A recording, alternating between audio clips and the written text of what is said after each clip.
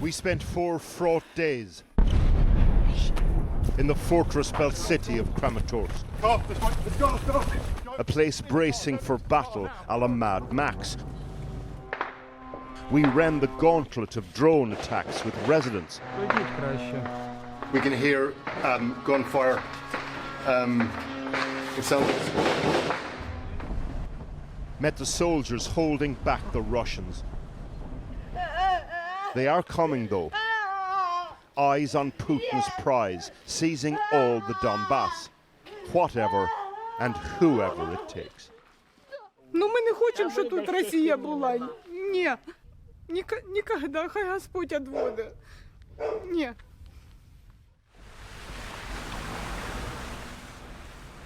We're travelling at speed with the 93rd Separate Mechanized Brigade in the direction of the front line. The mission: launch another one of the thousands of ground drones supporting troops. En route, Ukraine's robot army, trundling back from the front, even makes way for us as we pass. Oh yeah, we're in the kill zone now, where the drones dominate, on land and in the air. At a secret location where they store ammunition, we meet Maxi. The day before, chased by a Russian drone, then the whole area attacked with cluster munitions. Получается, меня дрон заметил, FPV. За мной погнался, я забежал в этот подвал. Один из побратимов, сумижников, получается, перерезал ему оптоволокно. Но они поняли, что здесь тут пропав зв'язок, і сюди направили касетні бомби. Серед суміжників багато поранених. With that information, we leave quickly. Putin reportedly wants all the Donbas by February next year, but the Russian advance has been very slow. That said, military sources have told us that small groups of Russian soldiers, infiltration units, have been spotted 5 kilometers from the airport in Kramatorsk. And in the drone wars, the front line is everywhere. We're on our way into Kramatorsk, the key city in that crucial fortress belt in the Donbas. There's lots of cloud cover today, so that's good for us. And now we're going through miles and miles of anti-drone netting on the road. And we've also got the now compulsory drone detection unit. When this starts to beep, we start to get worried. Before the full-scale invasion, around 150,000 people lived in Kramatorsk. Now that's down to 40,000 and shrinking. Once home to Europe's largest heavy engineering plant, steel is in the blood here.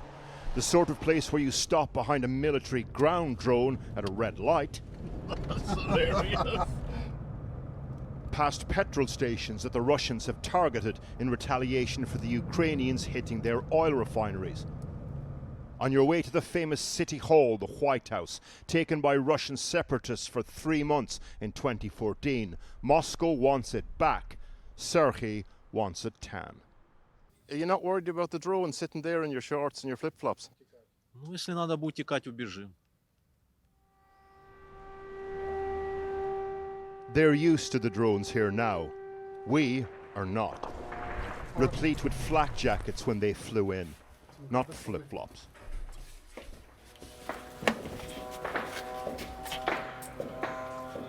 So there's a drone coming in really close. We can hear gunfire. It sounds. One of hundreds of machines in the sky that day, out hunting. The number of Ukrainian soldiers in and around the city could be as many as 50,000, not counting the robots. This is a garrison town where the garrison is everywhere, but keeping a low profile. The drone netting, that has been here for some time. The razor wire is new. And that's because the Russians are moving slowly, but they are moving. And they are moving in this direction. This is a city preparing for a street fight. That fight already well underway in places like the village of Druzhkivka, south of Kramatorsk. Every day now, people being evacuated from there under drone attack. and brought into the city to places like this church. Elizabeth is 78, has had to move 5 times as the fighting moves closer. Елизавета, расскажи, как стекла летели на тебя. Ой, а стекла как на меня летели. Как я как раз одна осталась в доме, вот такой обстрел был. Herself and her friend Lena just have each other now.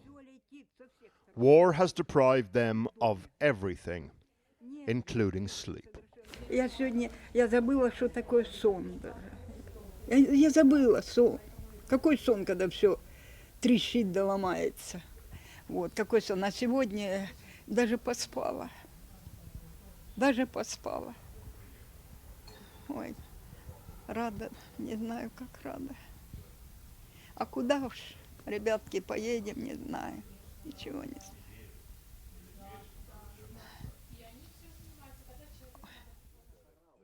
These women of faith speak about escaping from hell. The worry now that hell is coming to Kramatorsk. And while we were there, it did, more than once. Russian glide bombs killed 5 people here. Among the dead, sister and brother Albina and Dmitry Budanov, 18 and 14. At the scene, their neighbour Lubov mourned the deceased and prayed to her God she'd never see Russian boots on these streets. А нас прийшли освобождать нас. От чого? Освободили від дому, від роботи, від внуків, від дітей. Страх, сльози і все. Не хочемо ми нікуди їхати, ми хочемо тут остатися. Но ми не хочемо, щоб тут Росія була. Ні, ніколи, хай Господь відводить. Ні. No one, though, could protect young Albina and Dmitro. They died 15 kilometers from this war's front line. They had no choice but to stay and live here. They had no choice about the way they died. Their picture, under a blanket, except for their trainers. Moments after that piece to camera, incoming Russian artillery close by. We ran to our car. We were able to leave and reach safety. Albina and Dmitro, the day before, were not.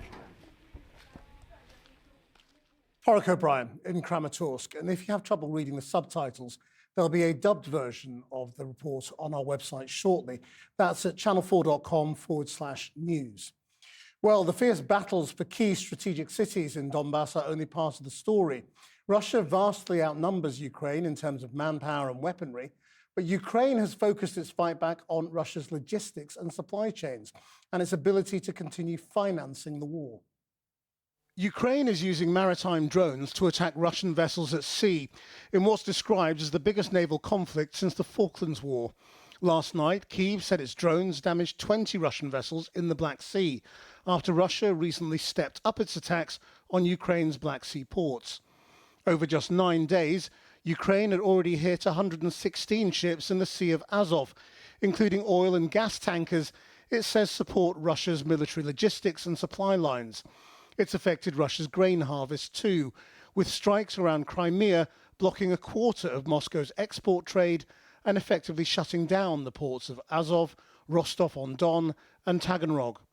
Russia has stepped up its attacks on Ukraine's grain exports too, bombarding ports in the Odessa region like Chernomorsk. This week, Ukraine's biggest grain producer and exporter was forced to suspend operations. The other target of Ukraine's campaign is Russia's oil refineries and distribution hubs. It's caused huge shortages in fuel supply, with strict rationing and hours-long queues at petrol stations across the Russian Federation. In response, Russia has been bombing hundreds of civilian petrol stations in Ukraine, especially in frontline cities like Sumy, Kharkiv and Zaporizhia, although Ukraine is rapidly implementing alternative plans to keep delivery and sales going. Well, earlier I spoke to the former US Navy Rear Admiral Mark Montgomery, who is now a senior fellow at the Foundation for Defense of Democracies, and asked him who he thought was currently winning the drone innovation war. Look, broadly speaking, the Ukrainians are. I think they're it's hard to assess, but a couple generations ahead, both in uh, offensive drone operations, one-way attack drones, but also they have good surveillance drones, good bomber drones, and then defensive. They're counter drone interceptors and the electronic warfare systems they use to knock down drones. So why are Ukrainian civilian casualties at the highest point since the war began? Is that about missile defense? That has more to do, I think, with ballistic missiles and the lack of Patriot interceptors and the overall ballistic missile defense. There's still drones causing casualties. A building next to the one I'm in here was taken out a few days ago, but they really engage. Like Shahed drones get shot down at a 90+% every volley, whereas ballistic missiles get through and they do much more damage. Where do you think this is heading this summer? Could we see decisive moves? So on the ground, my assessment is that Ukrainians aren't going to lose. They have the military resilience. They have this slight advantage in drone adaptability, the speed with which they can adjust things, between the operator and the designer and the producer of the drones is days or weeks instead of years or decades for like the US and our European partners. So I think they're okay there. Their civilian resilience seems strong to me. It's always hard to assess that completely. So the only question is, will the US take the actions to weaken Vladimir Putin and bring him to the negotiating table? I haven't seen any indication of that yet. I mean, our team on the ground in Kramatorsk is saying, people there are saying there's been a big uptick in fighting. And there are fears that Russia could soon declare it's taken the city. The Russians do make some headway. But as opposed to in other areas, Ukraine is making some small headway, grabbing square kilometers here and there. The difference is I am worried about Kramatorsk, and I'm worried that the Russians grab that and put some other more important cities at risk. There is no sign of Donald Trump re-engaging with this, is there? No. Steve Witkoff, his lead negotiator, is tied up pretty heavily in Iran right now. And so it's kind of being handled by phone calls by Trump with Putin and Zelensky. That is probably not going to solve the problem. So I don't see a path to a consensual solution until President Trump puts actual economic pressure on Putin. Just finally, the Russians have been warning about escalation and about drawing in other countries, particularly the Baltic states, and the risk of this escalating with NATO. Do you think there's a serious risk of that? Well, listen, this all stems from the success of the Ukrainian long-range strike programs. Their mid-range strike programs have a logistical or battlefield effect that's positive for Ukraine, but their long-range strike programs are embarrassing Putin. They're creating angst for Russians. They're creating gas shortages. Therefore, he's trying to use this provocation principle, say, look, if you keep this up, I'll do something back to you. The easiest target, the lowest hanging fruit, are the Baltic states and Poland, and some kind of gray zone warfare against them. Mark Montgomery, thank you very much. Thank you for having me. Well, Dmitry Polyansky is the Russian representative to the OSCE, the Organization for Security and Cooperation in Europe. He joins us now from Vienna. Thank you for joining us. Do you believe there is a serious risk of escalation this summer? Of course there is, because the European side has clearly chosen the path of war. I just watched the coverage that you produced, and I can't help noticing that, in fact, people are gleeing the fact that there is a war between Russia and Ukraine, that people are dying.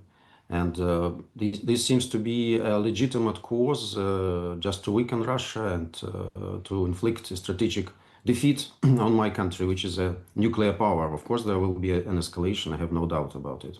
Why do you mention the nuclear weapons?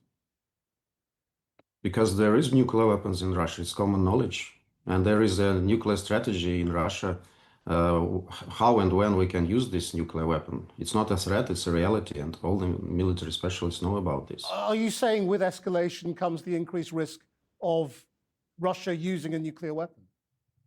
It's you saying this, not me, sir. I'm asking No, I'm just saying that, just mentioned that we have nuclear weapons because some people tend to forget about it, and they have wet dreams about defeating a nuclear state, which is of course irrational. That's just why I mentioned nuclear weapons. We have other means that are quite effective on the battlefield, and you see that our army is now advancing. Even your commentators acknowledge this.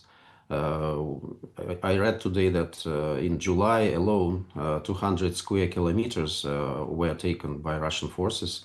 I think it's comparable to the city of Odessa or Lvov. I mean, you say it's like. effective, but it's extremely costly in terms of Russian lives. I don't expect you to confirm the 400 Russian soldiers estimate being lost per square kilometer, but there are huge numbers of lives being lost on both sides. Are you really saying a square kilometer of Donbas is worth hundreds of lives? No, it's not about square kilometers. It's about people's fates. It's about human rights. It's about legitimacy. It's about justice. That's what our campaign is all about.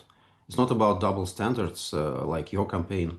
It's not about bringing two brotherly people to war like Boris Johnson did in 2022, and it could be over after 1 month. It could be over many times. I think one of your commentators said that West should pressure Putin to come to negotiating table. Actually, we never left negotiating table. I am at the negotiating table, but I am alone there in Vienna. Nobody wants to speak with Russia. Everybody has plans how to defeat Russia. And of course, this looms very badly for Europe because people have lost their mind. Well, I mean, there is no sign of Trump showing any re-engagement in this, but nor is there any sign of Putin showing any willing that he wants to negotiate. I don't think you are well informed, sir, because there have been a number of initiatives. Of course, they have been not very much publicized in the West, but there was a number of initiatives. There are still initiatives of how this can end without any problems. There were arrangements in Anchorage how it could end, but they were rejected by Europeans. And now Zelensky is sacrificing his people there in Kramatorsk and other cities with absolutely unnecessary damage there and loss of human rights. This is very deplorable. This is not our choice. Well, I mean, you say that, but it's because the Russian position doesn't change and shows no sign of any compromise in terms of the territory it wants. Are you saying there is a real desire for compromise? There was a big compromise in Anchorage, which was confirmed by the US administration, and we stick to this compromise. I don't understand why you're saying this, sir. It really shows that you're absolutely not informed. Well, because I've interviewed your colleagues in London many times, and they constantly tell me their negotiating position hasn't changed. That's why. But if you're saying otherwise, we'll have to take your word for it. It must be meaning our principal position hasn't changed about the goals of our special military operation, because there is nothing there on top of what a country would wish from its neighbor. People in the coverage that you just showed, they're speaking Russian. I think it's legitimate to expect that they will be speaking Russian and will continue to be speaking Russian. And you know that Russian is now banned in Ukraine officially by law in breach to the constitution. Why is it so? I don't know. Have there been a word of condemnation about this in the West or in UK? I haven't heard it. Dmitry Polyansky, thank you very much. You're welcome. Jackie.